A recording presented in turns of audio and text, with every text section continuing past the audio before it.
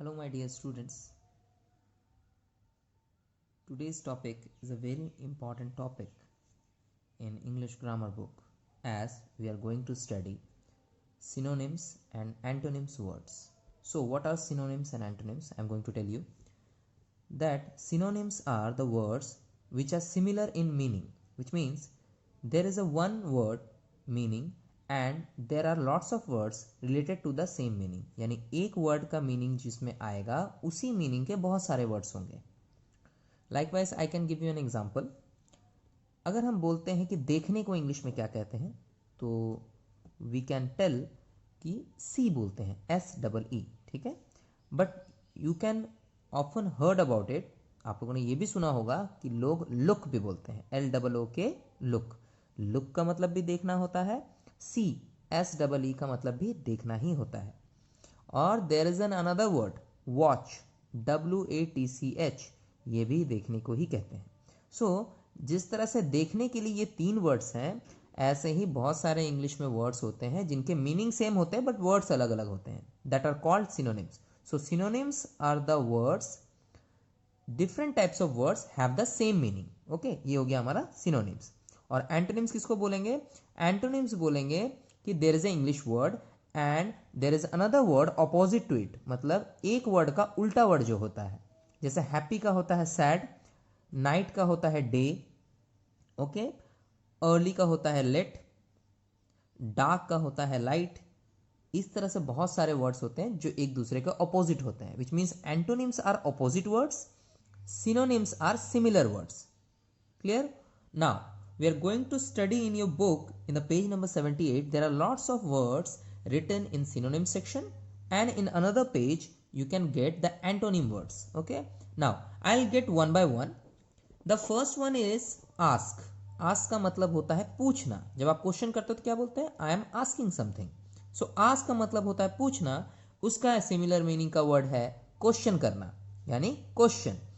Ask बोलो या question बोलो, सिमिलर मीनिंग आता है कि पूछने के लिए कहा जा रहा है. Likewise if we are going to give exam, तो वहां हम बोलते हैं कि देर आर सम क्वेश्चंस, यानी वहां पे कुछ प्रश्न पूछे जा रहे हैं, यानी कुछ पूछ रहा है कोई. और there are asking something, so there are some people who are asking something, तो वहां पे भी कुछ पूछ रहा है. तो मीनिंग पूछने का ही होता है, बट वर्ड देखो अलग अलग है. These are called as synonym words. Now again cut. Cut का मतलब होता है काटना, ठीक है. चॉप, क्या प्रोनाउंस करेंगे? Chop, CHOP, chop. इसका भी मीनिंग काटना ही होता है. Bad, BAD, bad. बैड मतलब बुरा या बहुत खराब, ठीक है. इविल या सिंफुल का मतलब भी बैड ही होता है, यानी बैड जिसको हम बुरे के लिए यूज करते हैं उस जगह पे हम इविल वर्ड भी यूज कर सकते हैं, सिंफुल वर्ड भी यूज कर सकते हैं, right. Next one is dark. Dark का मतलब होता है जहां पे अंधेरा हो, कुछ दिखाई ना दे, या काले सा. अगर कोई जगह थोड़ा काले सा है तो उसको हम डार्क कहते हैं.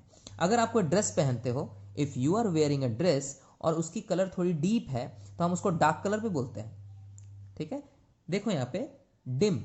डिम का मतलब भी डार्क के लिए यूज होता है, और ब्लैक भी. ब्लैक तो खुद ही डार्क होता है, राइट. सो डार्क के लिए सिमिलर वर्ड्स हैं dim and black. Now again the word is answer. Answer मतलब होता है जवाब देना. If you ask something, someone has to answer, right? So answer का मतलब जवाब देना होता है. इसके लिए एक सिमिलर वर्ड है हमारे पास इंग्लिश में जिसको आंसर के जगह पे यूज कर सकते हैं, that is reply. Okay, if someone is questioning you, you should answer और यू कैन रिप्लाई. दोनों का मीनिंग एक ही है, जवाब देना. बिग. बिग का मतलब क्या होता है? बड़ा. कुछ भी जो बड़ा हो वो बिग है. Likewise the elephant is a big animal. हाथी जो है वो बड़ा जानवर है. उसके लिए हम लार्ज भी यूज कर सकते हैं और ह्यूज भी यूज करते हैं, है ना. सो बिग जिसको हम बड़े के लिए यूज करते हैं, कोई भी चीज अगर बड़ी है, my house is a big building. मेरा घर एक बड़ी सी बिल्डिंग में है. My house is in a big building, तो वहां पे बिग यूज किए. और we can say my house building is large. Large का मतलब भी बड़ा हो गया. सिमिलरली ह्यूज भी आप बड़े के लिए यूज करते हैं, विच मीन्स जो वर्ड बिग है उसका जो आंसर बड़ा है वो हम लार्ज के लिए भी यूज कर सकते हैं और ह्यूज से भी यूज कर सकते हैं, right. Next word is begin. Begin का मतलब होता है किसी चीज की शुरुआत करना या किसी चीज को आरंभ करना। इसका सिमिलर वर्ड्स है स्टार्ट, कहते हैं ना गाड़ी स्टार्ट करो, यानी गाड़ी को शुरू करो, है ना। ओपन, खोलने को, यानी यहां पर भी शुरुआत करने को ओपन ही करते हैं। तो बिगिन के लिए सिमिलर वर्ड है start and open. Now and, and किसके लिए है? जिस तरह से बिगिन मतलब शुरू करना, एंड का मतलब होता है किसी चीज को समाप्त करना, खत्म करना, फिनिश करना। देखो यहां पे फिनिश वर्ड भी है, स्टॉप और फिनिश। जिस तरह से अगर हम बिगिन यूज करेंगे तो एंड यूज करेंगे, इसी तरह से अगर हम स्टार्ट यूज करेंगे तो हम स्टॉप यूज करेंगे। Start your exam, stop your exam, है ना। स्टार्ट राइटिंग, स्टॉप राइटिंग, कहते हैं ना। ओपन और फिनिश, किसी चीज को स्टार्ट करो तो ओपन इट, और फिनिश मतलब finish it, right. So and जो वर्ड है जिसका मीनिंग होता है खत्म करना, समाप्त करना, उसके लिए सिमिलर वर्ड्स हैं। स्टॉप भी बोल सकते हैं उस जगह पे, and we can say finish also, दोनों का मीनिंग सेम ही निकलेगा। That's why the synonym words are here. Now again the next word is fall, FALL। Fall का मतलब क्या होता है? फॉल का मतलब होता है गिरना। Now see my dear students, what was I telling? Fall, fall मतलब गिरना। गिरने के लिए हम इंग्लिश में ड्रॉप भी यूज कर सकते हैं, डिसेंट भी यूज कर सकते हैं। क्या पढ़ेंगे इसको? Decent, okay. Now next one is fast, जिसका मतलब होता है तेज। If you are running you can run fast. तो फास्ट मतलब तेज, किसी चीज को जल्दी जल्दी यानी बहुत तेज करना। तो उसके लिए क्या एक वर्ड आता है similar? Quick, okay. And rapid, rapid का मतलब भी आपका फास्ट ही होता है, विच मीन्स अगर किसी को तेज बोलना है तो फास्ट भी यूज कर सकते हैं, क्विक भी यूज कर सकते हैं, रैपिड भी यूज कर सकते हैं। Next one is get. Get का मतलब होता है किसी चीज को पाना या मिलना। सो गेट का मतलब होता है पाना या मिलना, तो वहां पे हम गेन भी यूज कर सकते हैं, विन भी यूज कर सकते हैं, ठीक है। मुझे ड्राइंग कंपटीशन में ट्रॉफी मिली, आई, या मिली, या सॉरी यहां पे सेंटेंस थोड़ा रॉन्ग हो गया है।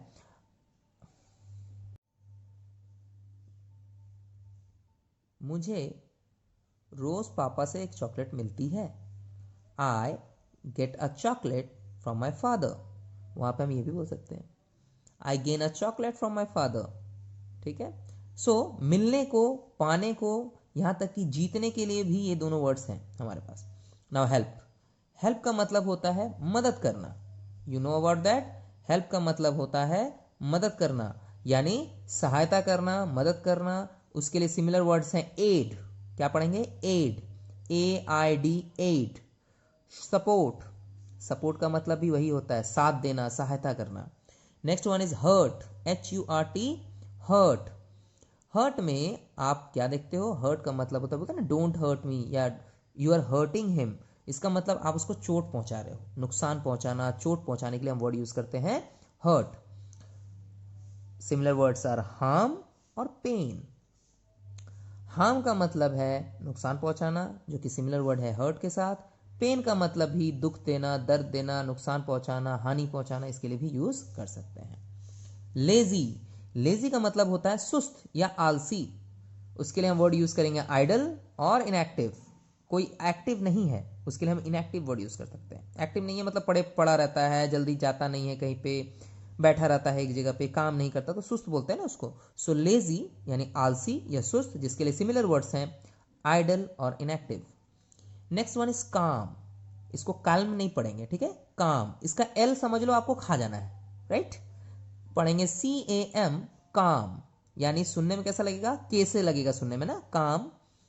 मुझे बहुत काम है बोलते हैं ना, उसी तरह से आप पढ़ोगे इसको। काम का मतलब होता है शांत रहना या शांत हो जाना, या शांति बनाए रखने के लिए भी हम काम वर्ड यूज कर सकते हैं, CALM, काम।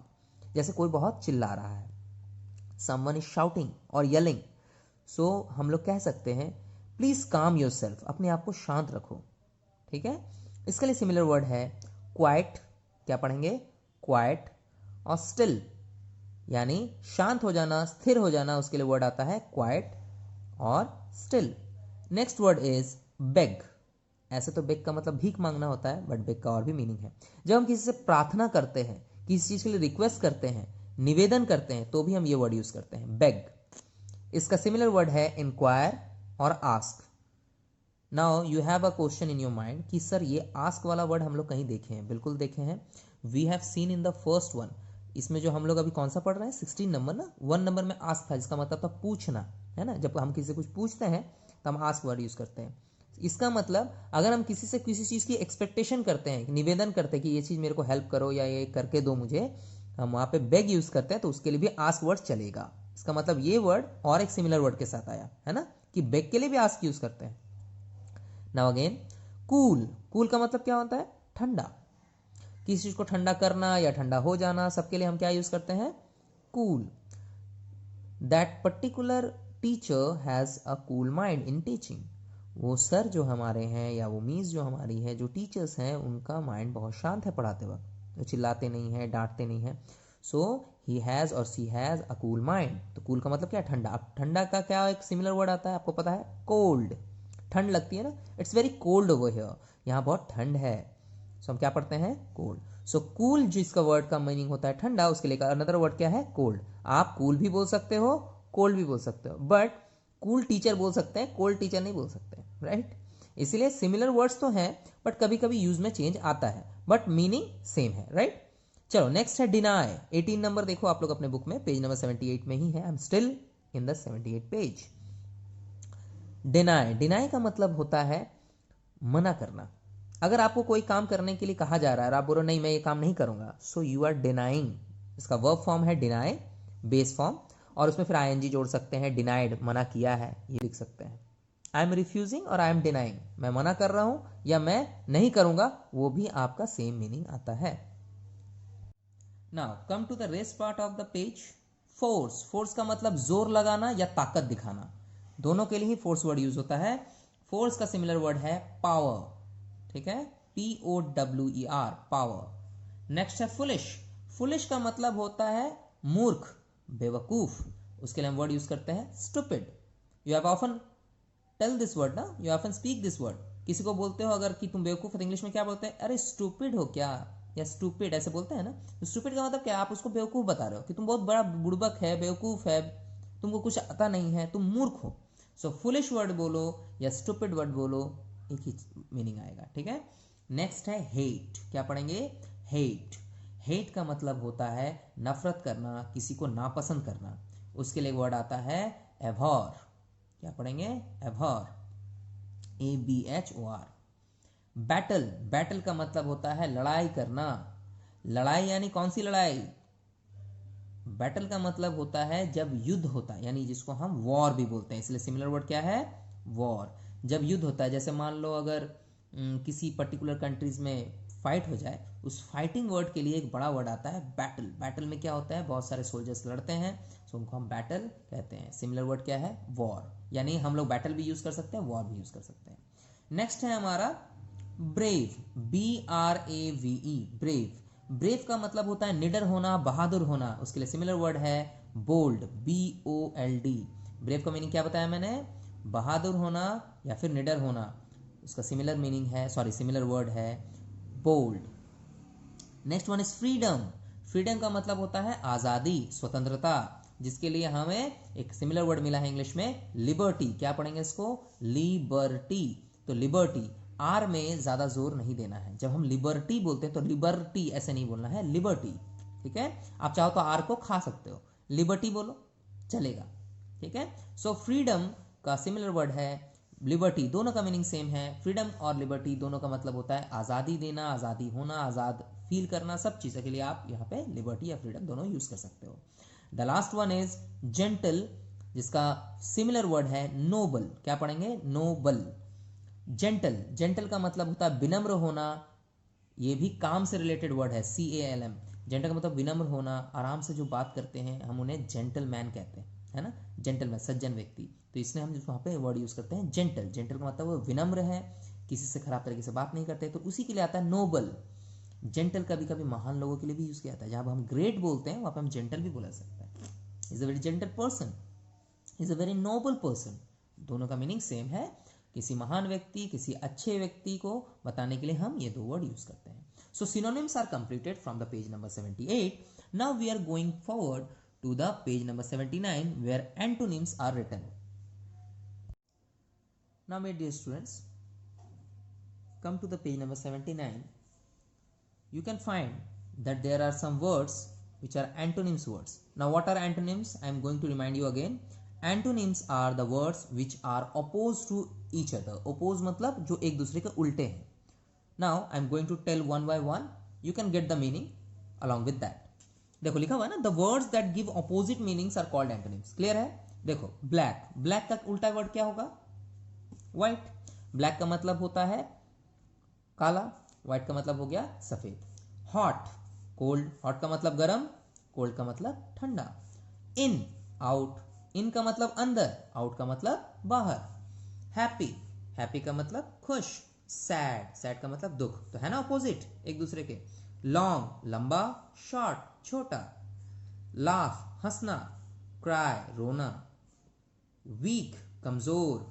स्ट्रॉन्ग यानी मजबूत. वीक का मतलब कमजोर होना, स्ट्रॉन्ग का मतलब मजबूत होना. नाउ अगेन, यस, हाँ. नो मतलब ना. गिव, देना. टेक, लेना. डर्टी, गंदा.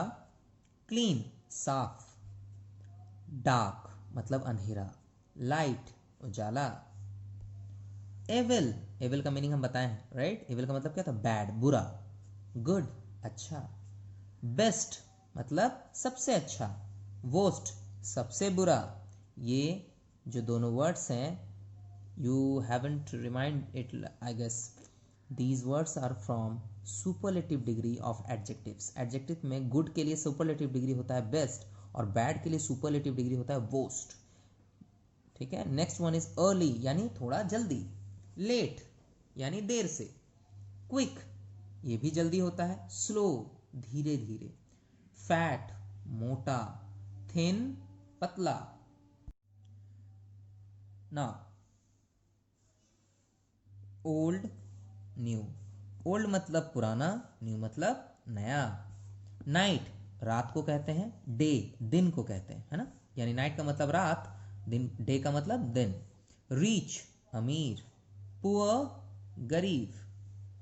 स्टॉप रुकना. गो और स्टार्ट शुरू करना. अप ऊपर, डाउन नीचे. ओल्ड यानी यहां पे भी ओल्ड का मतलब पुराना ही है, बट यहां पर ओल्ड का मतलब पुराना नहीं देख रहे हैं. ओल्ड का मतलब बूढ़ा को भी ओल्ड ही कहते हैं. बूढ़े व्यक्ति को हम कहते हैं ना old man, old woman. So old का मतलब बूढ़ा होना. यंग का मतलब जवान होना. फास्ट बहुत तेज. स्लो यानी धीरे से. बॉय लड़का, गर्ल लड़की. समर, समर मतलब होता है गर्मी का सीजन यानी गर्मी की ऋतु. विंटर, विंटर मतलब हो गया जाड़े की ऋतु यानी ठंडे का सीजन. तो ये दोनों वर्ड्स क्या हो गए? एक दूसरे का ऑपोजिट है. So these are all antonyms written in your book. So what you will do, you should read it 2 or 3 times to remember all the words, and I am going to ask you on it. Okay, I'm going to ask you on any particular class or any video class. I'm going to revise it all. Okay, and now I am giving you some exercises given in this book which are very interesting to do, and you can do it at home. So take a pencil, give classwork date, and complete all book exercises which I am going to give you right now. Okay, so here our lesson on chapter number 22, synonyms and antonyms, are finished.